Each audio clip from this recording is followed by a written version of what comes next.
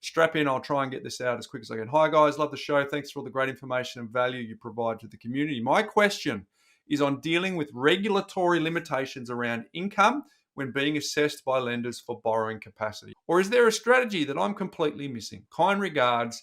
This question was from Ash. Ben. So no, there's no strategy that you're missing, Ash. What you're talking about then when you're talking about people who have amassed significant portfolios, the world was different pre-global financial crisis, post the GFC, and then obviously APRA's mandate. Without a solid banking system, the economy runs the risk of blowing up.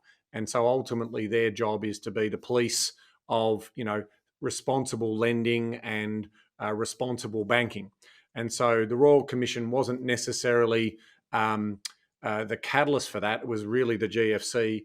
What the Royal Commission then sort of reinforced is just sort of, some of those lending behaviours that might have started to creep back in. So it was sort of more like a speeding fine that was happening to recover that. So here is the question.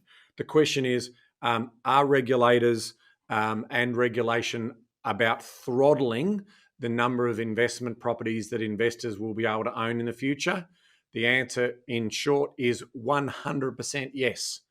They are doing everything they can to limit the number of investment properties and investors who are having multiple properties. Whereas in the past, you're seeing there's people with 20 or 30 properties. And remember, it's only a very, very small number of people, sort of in the tens of thousands, not in the hundreds of thousands or the millions that we have in terms of people who own just one or two of those.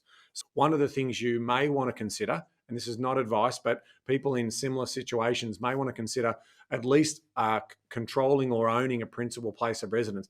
Even if they're not living there and you need to understand the rules, if you're living overseas, we don't know that story, you've got to at least come back and spend some time in that particular property to be able to have that advantage. So I can understand, Ash, why you're thinking about your fifth investment property, because you don't have the luxury of owning a principal place of residence potentially. Yeah, thank you. And I guess it's just a reminder that there's two parts to the conversation. Do you have enough equity and do you have enough income? Second thing is history is there is a couple of books out there, Ben, on the front cover that talk about having three figures plus in terms of properties. That is just a moment in time. One of the things I'm really proud of our book, Ben, is that I believe that the principles in our book will stand in 100 years' time as much as they did back in the time that we wrote it. Secondly is the big question for you, Ash, is being super clear on the North Star. Its ATO stats suggest that there's 2,268,161 tax returns lodged with rental properties, right? So let's call that, it's 2.3. Individuals. Yep, that's individuals. Yep. So let's just call it 2.3, just for the sake of remembering the number. 1,620,663, which is the majority, which is 71%, have won. Yep. And then if you go down to Ash here, so we go right down to the bottom of the table. For those of you watching along home, you'll see this, but people who own 4 investment properties, that's 2% of the property investing community. So you're an outlier. You are already an outlier. And just to land the plane on how many people that is, individuals, that's 47,633.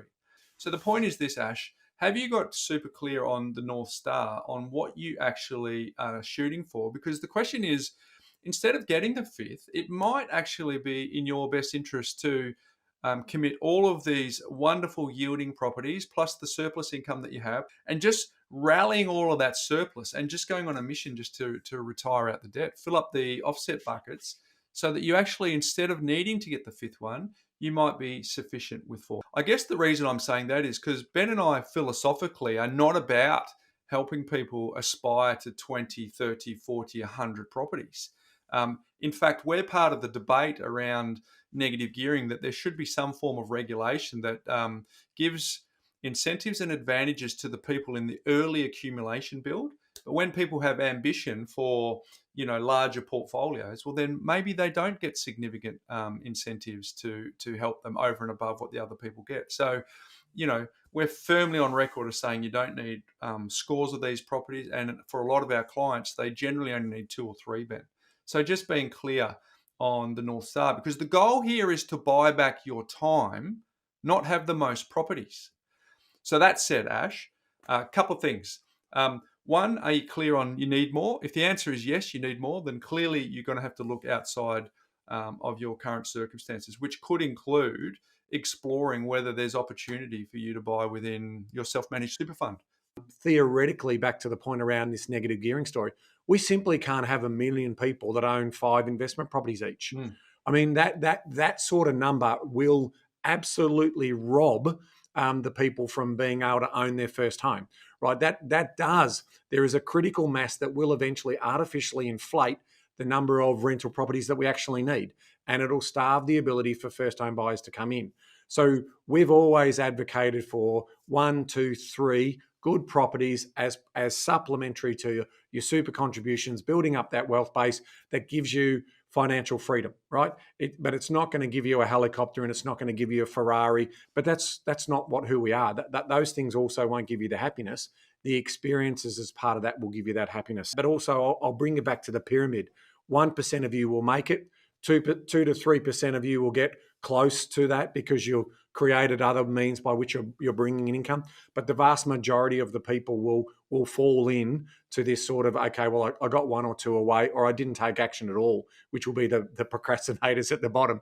My final message is around, in terms of, is there any other strategy that I'm missing here? We as property investors are in what we call a hobby business state, but we are supplementing that as part of the the passive income to build financial security for our households and our families, right? So if you are serious about getting into the business of providing rental accommodation, whether that be short-term or long-term rental accommodation, you would normally incorporate. And then finally, the other one, Bryce made mention of those numbers as individuals, but we do have a lot of companies and trusts that also own residential property for investment purposes, as well as self-managed super funds. There are different pathways in which you can continue to keep building out your portfolio, but that sophistication level, that control level, that time level all goes up. Those gauges all move to the right when it comes to, the amount of effort, and you are getting more and more involved in running a business as opposed to having a hobby business to the side.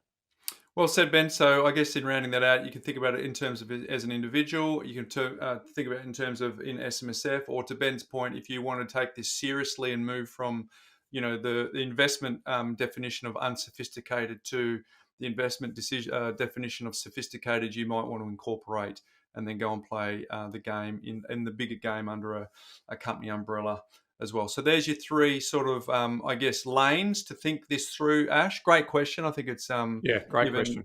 the audience an opportunity to see what it's like for someone who is climbing up that property investment ladder and playing different games of chess, and seeing what potential glass ceilings that people do hit when they start to get to that level. So good one, Ash. Let us know if there's anything else you'd like us to cover.